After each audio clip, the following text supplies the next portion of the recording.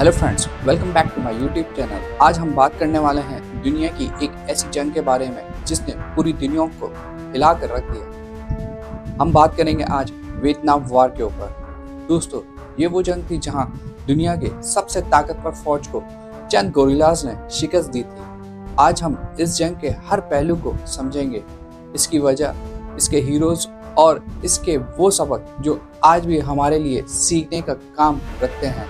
तो friends, video को आखिर तक देखें और अगर आपको हमारी मेहनत पसंद आए तो चैनल को ज़रूर सब्सक्राइब करें और वीडियो को ज़रूर लाइक कीजिए।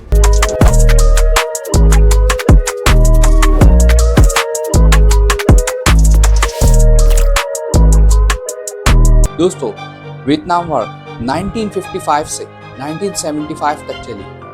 पूरे 20 साल तक ये वार चली। ये जंग असल में वियतनाम की दो हुकूमतों के दरमियान थी।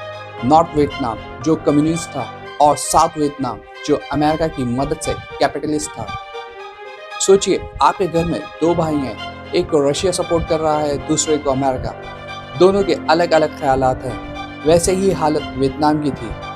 नॉर्थ वियतनाम कम्युनिस्ट था, मतलब वहाँ सब कुछ गवर्नमेंट के कंट्रोल में था, और साउथ वियतनाम कैपिटलिस्ट था, मतलब लोग अपना बिजनेस कर सकते थे। अमेरिका ने साउथ वियतनाम की मदद की, चाइना और रशिया ने नॉर्थ वियतनाम की मदद की। ये जंग ऐसी थी जैसे दो बड़े भाई छोटे भाइयों को लड़ा रहे हैं। पूरी दुनिया की नजरें इस जंग पर थी। तो दोस्तों, वियतनाम वॉर की असल वजह थी कोल्ड वॉर। कोल्ड वॉर मतलब वो जंग जो असल में लड़ी ही नहीं गई, लेकिन दोनों तरफ की ताकतें आपस में लड़ती रही। अमेरिका कैपिटलिस्ट था, रशिया कम्युनिस्ट था।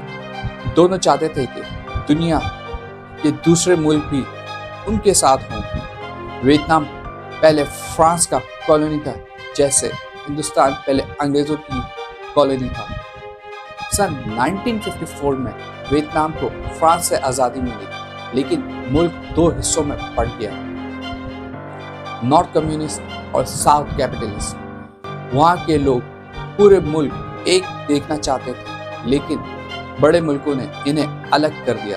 गल्फ ऑफ टॉनकिन इंसिडेंट 1964 ये एक ऐसा वाकया था जिसने पूरी जंग का रुख ही बदल दिया था। अमेरिका ने कहा कि नॉर्थ वियतनाम की नेवी ने उनके जहाज़ों पर हमला किया है। बाद में पता चला कि ऐसा कोई हमला हुआ ही नहीं था। इस इंसिडेंट के बाद अमेरिका पूरी तरह वियतनाम की जंग में कूद पड़ा।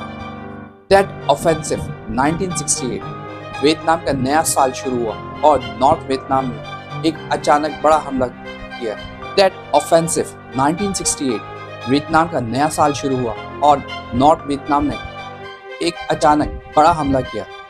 उन्होंने साउथ वियतनाम के कई शहरों पर कब्जा कर लिया।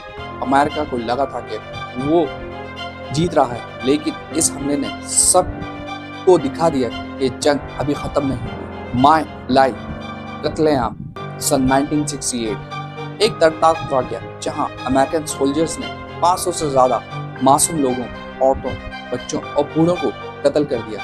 यह वाकया अमेरिका में भी सबको बुरा लगा और लोग जंग के खिलाफ होने लगे। पेरिस पीस एकॉर्ड्स सन 1973 आखिरकार अमेरिका ने जंग खत्म करने का फैसला किया। अमेरिका ने वादा किया कि वो अपनी फौज वापस बुला लेगा, लेकिन असल में नॉर्थ वियतनाम 1975 में साउथ वियतनाम पर कब्जा कर लिया। होई ची मिन नॉर्थ वियतनाम के लीडर थे। उन्होंने अपनी जिंदगी आज़ादी की जंग में गुजार दी। वो वियतनाम के बाबू कहलाते थे। उनका ख्याल था कोई भी चीज़ आज़ादी से ज़्यादा अजीम नहीं होती। वू गुयान क्याप नॉर्थ वियतनाम के टॉप जनरल थे।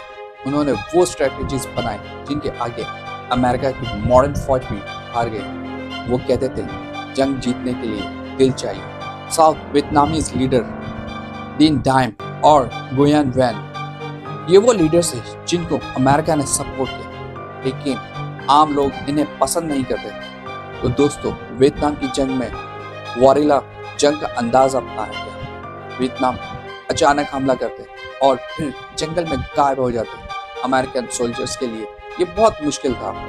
वियत कॉन्ग टनल्स ये नॉर्थ वियतनाम ने 250 किलोमीटर लंबी टनल बनाई। इन टनल्स में हॉस्पिटल्स, किचन्स, और वेपन फैक्ट्रीज सब कुछ था।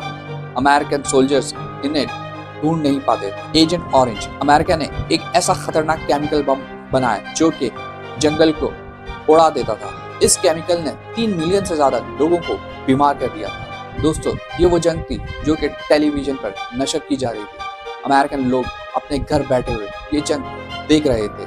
जब उन्होंने मासूम लोगों का कत्लेआम देखा टीवी पर तो उनका दिल भर आया।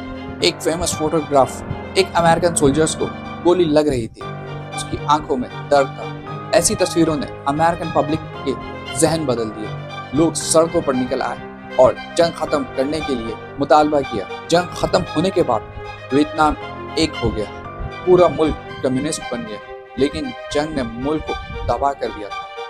रोड्स, स्कूल, हॉस्पिटल सब कुछ बर्बाद हो चुके थे। 1986 में वियतनाम ने अपने मुल्क को खोला, लोगों को बिजनेस करने दिया। आज वियतनाम दुनिया की तेज तरक्की करने वाली इकोनॉमी है। अमेरिका और वियतनाम आज दोस्त हैं। ये सोचने वाली बात है ना दोस्तों। वियतनाम की वार में तकरीबन 58,000 सोल्जर्स मारे गए, 3 मिलियन से ज्यादा वियतनामीज मारे गए और इसके नतीजे में पूरा मुल्क बर्बाद हो गया। हमें ये पॉलिटिकल लेसन मिलता है कि जंग से मसले हल नहीं होते और पब्लिक ओपिनियन बहुत मायने रखती है और मीडिया का रोल भी बहुत बड़ा अहम किरदार अदा करता है। इस जंग में ह्यूमन कॉस्ट तकरीबन 2 मिलियन से ज़्यादा सिविलियंस मारे गए, 5 मिलियन से ज़्यादा लोग बेघर हुए। दोस्तों, वियतनाम वार हमें ये सिखाती है कि जंग किसी मसले का हल नहीं है। जब तक बातचीत नहीं होती, जंग कोई हल नहीं। वियतनाम के लोग आज भी उस जंग के दर्द को महसूस करते हैं। तो दोस्तों, उम्मीद है आपको ये वीडियो पसंद आई होगी। वियतनाम की वॉर की कहानी हमें सिखाती है कि अमन ही असल जीत है। अगर आपको ये वीडियो अच्छी लगे तो लाइक ज़रूर करें, अपने दोस्तों के साथ शेयर करें और हमारे चैनल को सब्सक्राइब करें ताकि ऐसी ही हिस्टोरिकल वीडियोस आप तक पहुंचती रहें। तो अब तक के लिए आप अपना ख्याल रखें। मुझे इजाज़त दें। अल्लाह हाफ़िज़।